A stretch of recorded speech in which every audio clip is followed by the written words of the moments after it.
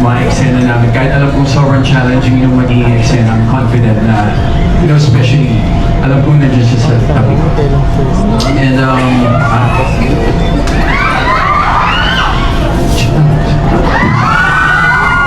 experience holding a gun. I remember sobrang excited. Sobrang excited kasi parang iba yung pakiramdam na makahawak ka ng mabigat na bakal na alam mo kung gaano kalakas yun. And kasi firing yun yung na-experience ko. Very na-overwhelm ako kasi talagang ang lakas ng recoil ng barrel na hindi ko na-expect na gumaganon pala siya. Pero parang parang mabubuhay yung ulo mo. And so, yeah. So happy with that experience. Yes, again, ulitin ko lang po sinabi niyo. Maraming salamat po sa lahat ng mga nandito ngayon. And of course, sa mga supporters, sa mga kaibigan natin sa press, thank you so much po for coming. And ako din, nung ako yung first experience ko nung humawak po ako ng baril, hindi po ako makahinga. Kasi may ginawa ko before na action film. Tapos first ko po yun na gumawa ng mga eksena sobrang action talaga, halos walang double. So pinag-aaral talaga nila ako kung paano yung tamang paghawak para ma-experience ko talaga at maramdaman. Kasi yung iba po kapag pinanood sa screen, mahalata ko na hindi totoo yung hawak na baril. So kailangan maranasan mo humawak talaga ng totoo para alam mo kung paano i-acting na hindi magmumukhang. Tapos, yung first, hindi naman sa pagmamayabang. Pero yung unang beses ko pong na-try, as in yung unang gunshot, as in tumama talaga sa pinakagitna. Bullseye. No joke, may video talaga yun. Opo. Pinagyabang ko yun kasi takot na takot akong ginawa ko yun, pero nagawa ko siya. So, I guess, kung uulitin namin ulit ito, which marami pa rin mga eksenang gano'n. So, magiging exciting siya for me and really look forward ko siya kasi kahit hindi na ako masyadong takot. Kasi na-enjoy ko po siya. Okay, congratulations. Thank you, Phoebe. Thank you. Thank you so much. Now moving on to our TikTok content creator. Let's hear from Sad Santos. Hello. Hi, good afternoon. So, congratulations na pala. Sobrang daming views no first teaser and definitely this trailer panigurado. Marami pa rin manonood yan. So, my question is quite related to the trailer naman. As we've seen to the trailer, sobrang daming fight scenes niyan and especially for the mafia members. Is there a specific training na ginawa nyo to these fight scenes? And then for our lead, Ren, yung character kasi ni Amy, very funny siya. Did you have a special training with our director para ma-achieve yung comedy side nung libro? Hi, Mariana. Hello? Alright, I was gladly answer that question. So, ano kasi yung mga fight workshop namin, ako lang, tapos yung mga Roswell. So, syempre, ako yung nagbububo sa kanila. Pero, sa training naman talaga namin, ako yung binubugbog kasi ganun talaga yung take namin sa mga eksena. So, yung mga ginagawa namin, totoong fight talaga siya, hindi siya yung acting fighting workshop. Ito yung mismong pag mali yung ginawa mo, matatamaan ka talaga. Tapos si Joseph pa yung kasama ko, so syempre kailangan ko iwasan yung sapa kasi isa lang, baka manakaw na ako eh. Pero, yeah, what can you say about that, Joseph? Kasi yun nga, madami tayong... Alam nyo guys, sobrang aliw niya ako dito sa batang ko. It's such a pleasure working with him. Just to give him a credit, sobrang passionate nito at grabe magtrabaho ng batang ko. And I'm pretty sure, malayo makarating ito. That's why yung full support ako dito sa batang ko. Thank you, man. I support you as well. Sabi ko na nga ba, sila talaga eh. Sila talaga. Anyway, ako naman po, malaking bagay yung workshops bago po kayo mag-start ng taping. Kasi first time ko pong gumawa ng rom-com and hardcore comedy talaga. Alam ng lahat kung gaano kabaliw si Iggy. Alam ng lahat ng sobrang yung character niya, insane talagang malala. So hindi siya madaling i-portray. Honestly, ang hirap na kailangan mong maging OA. At the same time, kailangan in a natural natural way mo siya mapapalabas na hindi siya magmumukhang pilit. And dapat, sobrang funny niya. Nakusa siyang lalabas na funny na hindi mo pipiliting maging funny. So, ang hirap talaga. So, nung workshop namin, kasi siguro kung nakaka 2 days na kami, nag-worry ako na hindi siya lumalabas naturally. Tapos halatang iniisip ko yung script, parang ganon. Tapos hindi malabas yung funny side ko. So parang akala ko yung una, hindi ko yata kaya. Paano? Buti na lang. Si Direk, nandun. Sobrang hands-on po niya kahit sa workshop, sumasama po siya sa amin. And we all know naman na sobrang witty and funny talaga ni Direk Fifth personally. So kung kilala niyo siya as a friend, alam niyo talaga na sobrang yung imagination niya, na nakatulong talaga. Kaya dun sa trailer na nakita niyo, malaking bagay talaga and malaking percentage dun na ambag talaga ni Direk. Kaya lumabas yung character ni Amy na sobrang funny nang hindi namin kailangan pilitin na maging funny. So yeah, it's Direk Fifth talaga, guys. Yan. And also, I want to add something dun po sa fight scenes. I just want to give a shout out to the production kasi talagang inaalagaan nila kami dito. Wala kaming minamadaling eksena and yung fight scenes namin, meron po kami mga araw na nagpa-fight scene kami for 3 hours and it's very legitimate. We're working with Direct Jonar. Ang dami na niyang experience na nagawa. And every time na meron kaming mga action scenes, talagang pumupunta siya doon to collaborate with Direct Fifth. And of course, ngayon ko lang masasabi na I became a fan of Direct Fifth. Grabe yung mga shots na ginagawa niya and yung vision niya towards, especially sa ginagawa na yung Mafia Boss. So, yeah, thank you so much, Direct Fifth. I think you called it great naman, especially nakita natin mo sa trailer yon. So, congratulations everyone. Okay, thank you so much. Ang susunod na katanungan ay manggagaling kay Miss Kate Adahar right here in front from Random Republica. May questions for Direct Vic. Ano yung reaction pa dun sa sinabi nila? And pakwento na rin kasi bago yung love team, ang daming action scenes, ano kanila po ba? For me kasi, 90% of directing is casting. Kapag tama yung na-cast sa role, parang mapapadali na yung trabaho mo. And for me, sok naman yung mga roles sa main, sa supporting. Then, nararamdaman ko rin yung hunger nila sa set.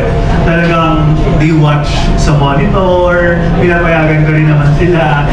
Yung iba kasi director may higpit. So ako naman, pinapayagan ko sila na mapanood nila para maintindihan rin nila yung proseso nung kung paano ba siya sinushoot, kung ano ba kailangan sa character mo, parang gano'n. Tapos, for me kasi, mas mahirap ang comedy kaysa drama.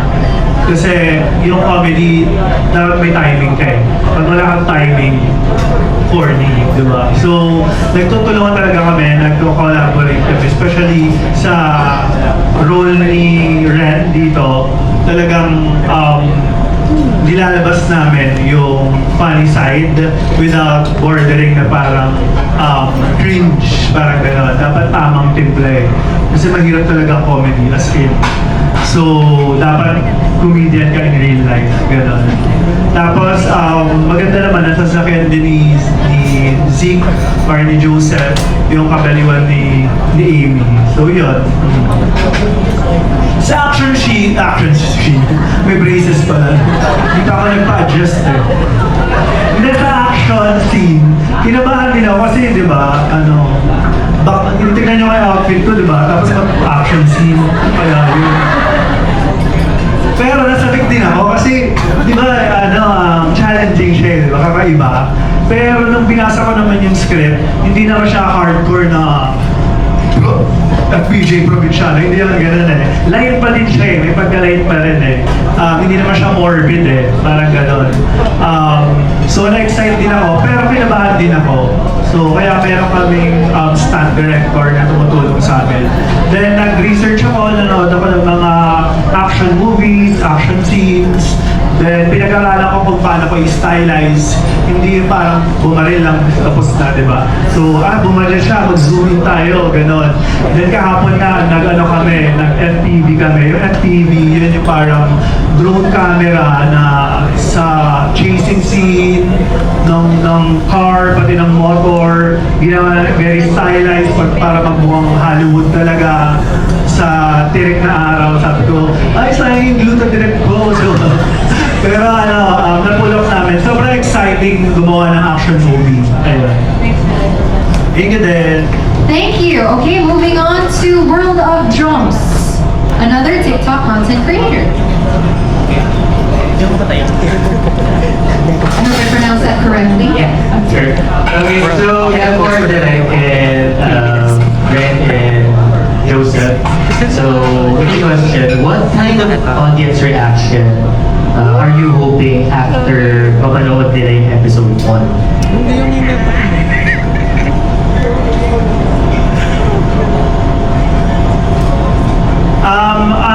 Actually, ngayon in-edit ko na yung episode 1. For me, magiging positive siya. I'm very confident.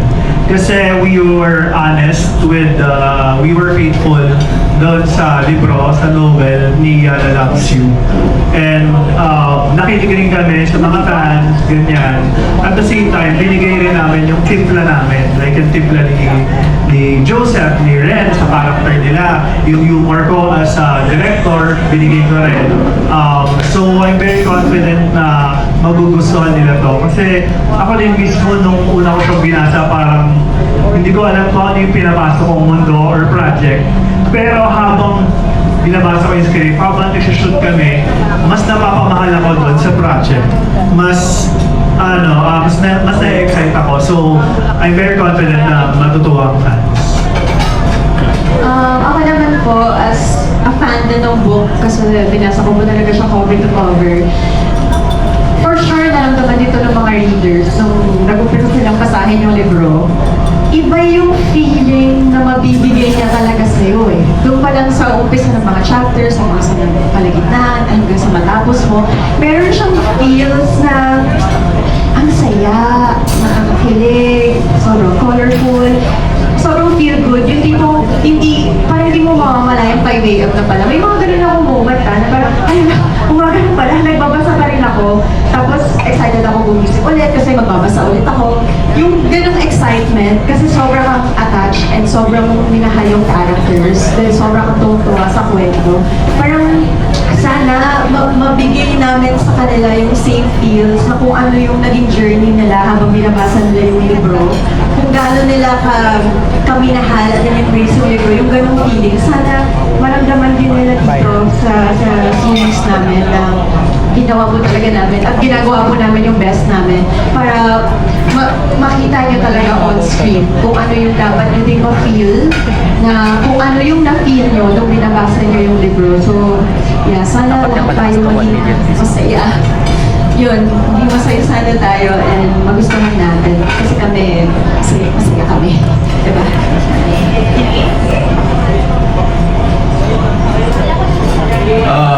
So yung reaction na in-expect namin at yung gusto namin makuha, like what Direk said, yun nga, parang naging faithful kami dun sa book. And to be honest, I really appreciate our location manager. You know, shout out also to him kasi every time na may taping kami at may bagong location, ako mismo nagugulat ako. And you know, I really appreciate yung framing ni Direk. Pag nakikita ko si monitor, like, oh, dito tayo mag-shoot, like, wow. Parang, hindi naman sa pagbubuhat ng pag-copy, pero parang yung imagination ko nung binabasa ko yung book, nung nakita ko sa monitor, parang na-surpass pa niya. And that's why, you know, we just really hope na ma-appreciate nila yung pinaghirapan na, you know, pinag-post na. Thank you so much. And congratulations. We are looking forward sa first episode. Thank you. Maraming salamat po. Ngayon naman, rounding up batch 1, we have none other than Aster Amoyo from TikTok People's Journal at Filipino Star ngayon. Speechless daw ako. Unang-una, congratulations muna sa whole cast, lalo-lalo na sa dalawang anak ko, si Ren at saka si Frost. Frost, sana matupad matupad yung pangarap ko para sa iyo. Sabi ko kay Boss Dave, saan mabigyan ka ng break na katulad nito? Ikaw naman ang isa sa mga bida. Sana. Wish ko yan para sa iyo, Frost. Anyway, para muna sa lahat. Syempre, I think all of you, this is your first time to work together. Tama ba ako? First time kayo nagkasama-sama in this series. First time, di ba, sa lahat? So, bawat isa sa inyo, anong na-discover niyo sa isa't isa? Working with, of course, your director and your colleagues in, dito sa serye na to. Alright, let's start from one end, going to the other. Okay, how about here with Aliyah? Please pass the mic to Aliyah po. Thank you.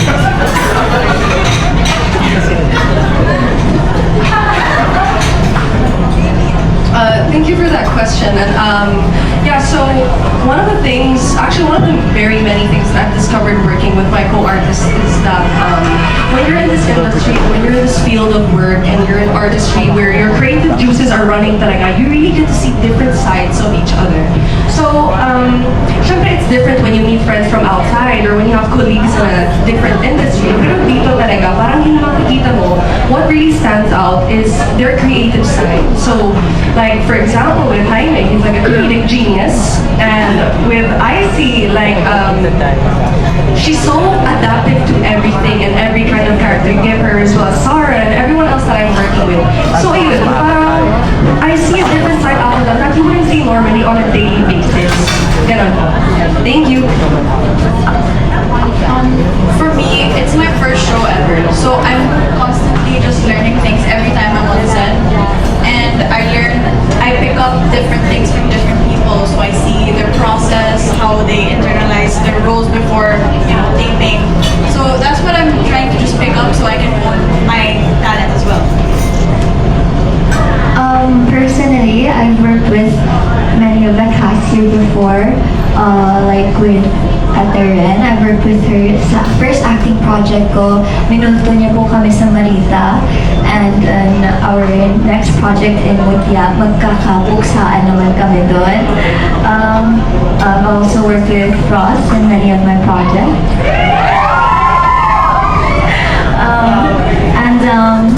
As well as Kyosu. As the entire group itself, like from the first day pa lang, parang it was very easy to like bond with each other. Na parang hindi siya usual because in my other projects, like first working under like Marita or Amagya, where it was a new group, new cast, it took a while to warm up to each other. But for here, parang acting workshop pa lang, magkakatropa na agad. Like we all had really good chemistry agad. And yeah.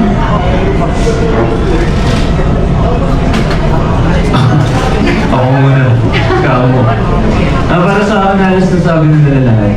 Actually, working with the cast is sobrang gaan yung vibe. Since this is my first time working with them, sobrang gaan. Nakuha ko agad yung positive energy nila. And of course, syempre, kada isa may mga sariling parang kalokohan, kumbaga, na-adapt ko yun, pero in a good way, syempre. And of course, working with Joseph and Kuya Joseph and Ren, sobrang marami akong natutunan. Sobrang marami akong natutunan kung paano yung ganito, ganyan, kung paano pa maging malalim sa acting, and gusto ko pa malaman, gusto ko pa matuto. Gusto ko gumaling, and ayun. Copy paste na dyan. Hindi, actually, first time ko din makatrabaho lahat dito sa cast. And ang masasabi ko lang, as RG said a while ago, na may kanya-kanyang konting kalokohan. But once na nag-zone in na sa character yung bawat isa, doon talaga lalabas. Magugulat ka na lang na, parang kanina naglolokohan pa lang tayo. Tapos ngayon parang, uy, iba na to, si ano to, yung character niya to. Iba na agad yung naipapakita. So masasabi ko talaga na sobrang exciting and blessed to work with these people na talagang mahal na mahal nila yung kanilang craft. Yan lang.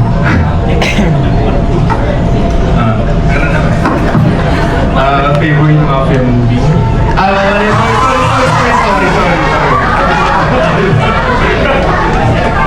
Mali yan, BJ, mali yan.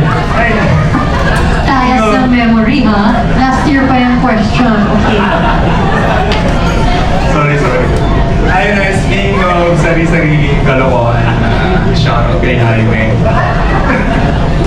Kita nyo naman, di ba? And ayun, first time ko makatrabaho lahat. And ayun, working with bossing na lang. Boss Zeke. Boss Zeke. Ano siya eh, alam niyo yung ginaguide kayo, ganun, as newbie. Tapos siya ay medyo matagal sa industry, ganun. Oo, alam mo yung... i-correct ka niya in a good way. Ganun. Ganun siya. And then, totoo, promise. Tapos, bira kasi mapuri ng isang Joseph Marco. Kaya pag pinuri ka niya sa set, maganda. Favorite mafia movie ay... Wala din.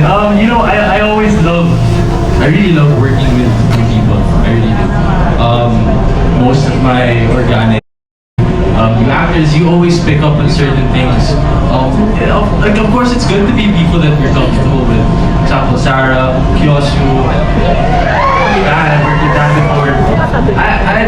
You know what's surprising? I'd like to start with the people that I've worked with, because even if this is a new project, there's still something new that I'm learning from them. Like with Sarah, I've never seen Sarah act this way before. So we should definitely stop, pause.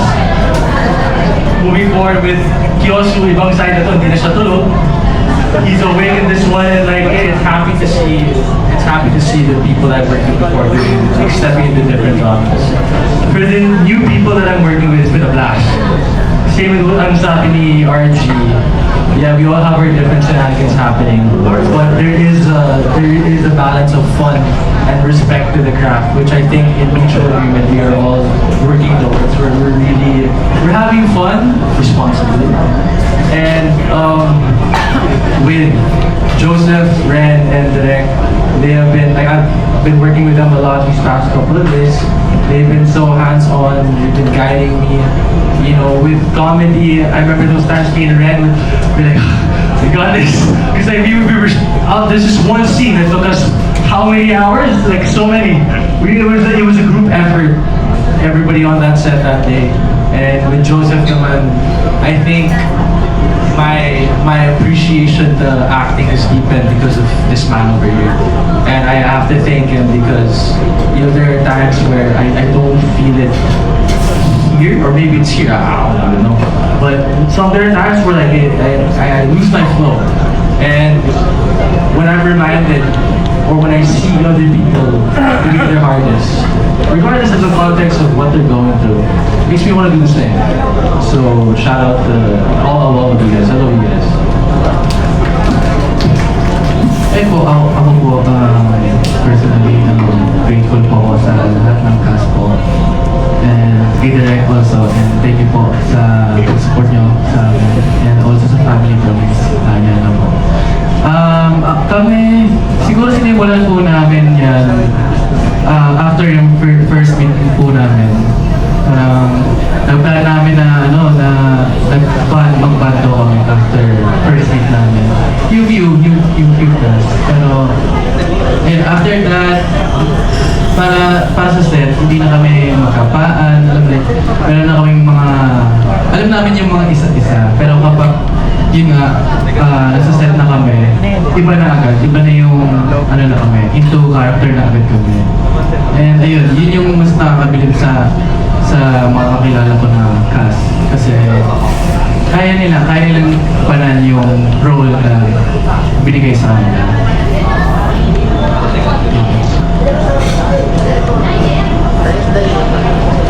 So, ako naman.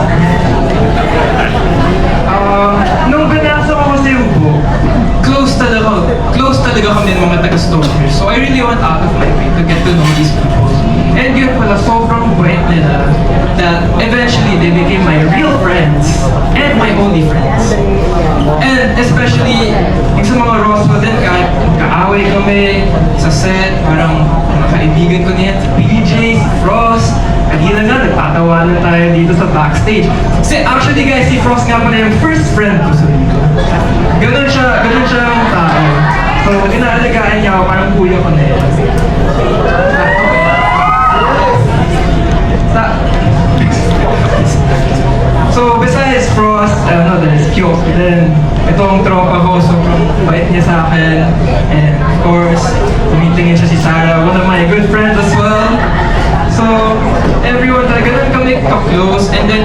ganun kami ka-close. We still have this professionalism.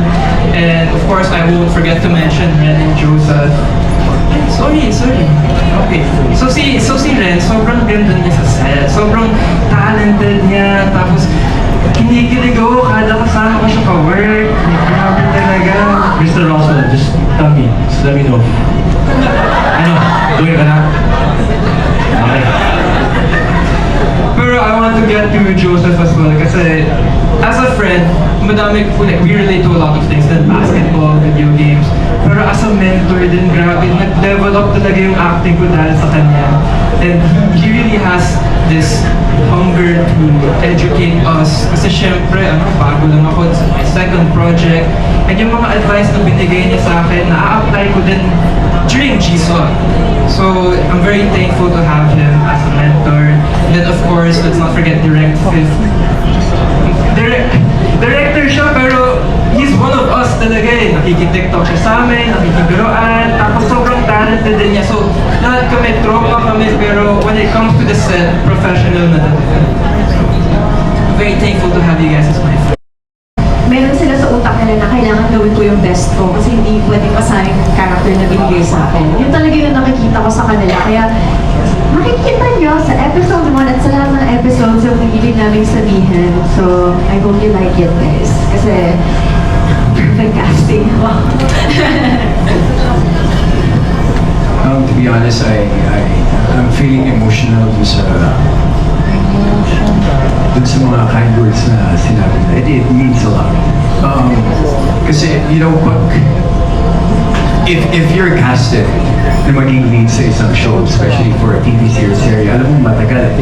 It's not just your performance, but yung iiwan mong aral din sa mga kasama mo dito sa set. And, you know, naging support din ako once. At itong mga support na to, they've been dreaming to have that role, to have a lead role one day. And so if you set a good example to them, and ikaw yung magiging rason kung bakit mas mamahalin pa nila yung industriya at yung showbiz, like don't be someone na, you know, na magiging kupal ka or magiging mayabang ka to the point na they're gonna hate the business, they're gonna hate the showbiz industry. But rather be the one na sasabihin nila, okay, may ganitong tao, ito yung gusto kong sundan. And yeah, it's such malaking bagay siya. Kaya siguro ganito ka-blessed yung show. Because everybody is so genuine. Everybody just wants to help. And you know, it's so important for a lead na iparamdam mo sa mga co-actors mo na kailangan ako dito and pantay lang yung role mo kasi kailangan ka rin dito. Not because I'm higher than you, not because I'm bigger than you, but we're here for a reason. We're casted here for a reason. That's all. Ako naman natutuwa talaga ako sa kanila kasi noong 2018 when I entered Viva sa director, parang konti pa yung actors wala pang Viva 1 noon. Then I was so young, that time I was like 26. Then I did lots of movies, then nawala ako sa directing kasi gimmick lang ako. May bar kasi ako. Then when I came back to Viva just last month, last year, nagulat ako ng dami ng faces, tas mga Gen Zs. Then nagpa-audition kami and all for Mafia Boss. Then naramdaman ko during shoot na yung hunger nga nila, yung tutok nila to learn, to do well. Pag nag-blocking ako, naririnig ko nagbabatuan sila na, uy, huwag ka muna, ako muna. May ganun ba sila? Parang sabi ko, magsusundo ka ba yata ito mga to? So, kinakabahan din sila. Ganun, may mga kinakabahan pag mabigat yung role. And si Joseph, talagang tinutulungan niya nga rin itong mga bata sa acting, naririnig ko rin talaga. Support din talaga siya. Then minsan pa, kunyari tapos na yung eksena nila, yung iba, hindi pa uuwi, makikitulog pa doon, para, uy, umuya kayo! Mag-i-stay pa dun sa set. So, ramdam mo na nag-enjoy sila sila dun sa trabaho nila. And hopefully, mas mag-grow pa sila and talagang mas mahalin pa nila yung craft nila. So, super enjoy kapag mahal ng mga katrabaho ko yung ginagawa nila. May second at final question. Sa inyong dalawa rin at saka ni Joseph. Anong na-discover niyo sa isa't isa? In terms of friendship, nag-level up na ba yung pagiging magkaibigan niyo? Are you, do you refer yourselves as special friends o nasa ang level na? Alam niyo po, sobrang overthinker to si Ren. Sobrang overthinker niya and I don't know parang palagi kong pinapaalala sa kanya kung gaano siya kagaling, kung gaano siya kaganda. Kasi kulang yung believe niya sa sarili niya.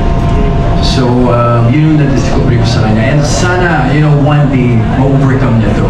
And ma-appreciate niya yung kung ano talaga siya. Because, ano ba?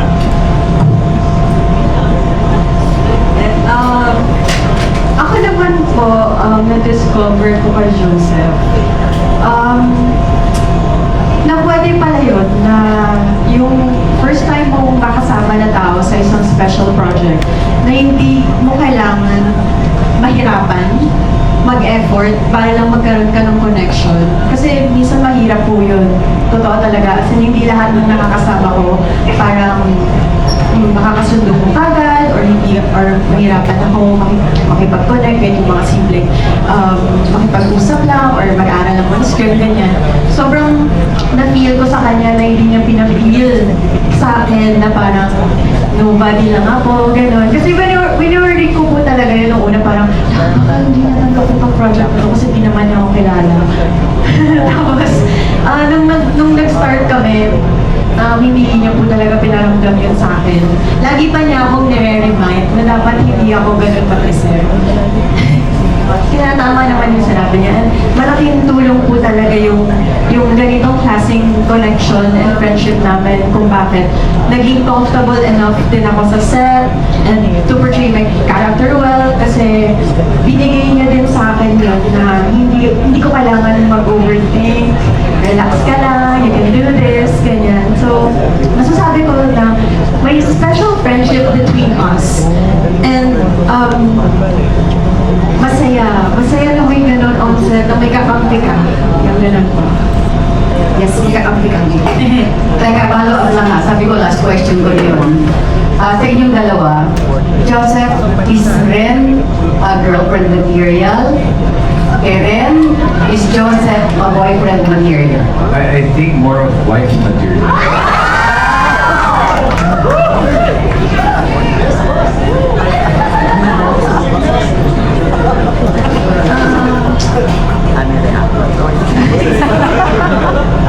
Ina-aster talaga.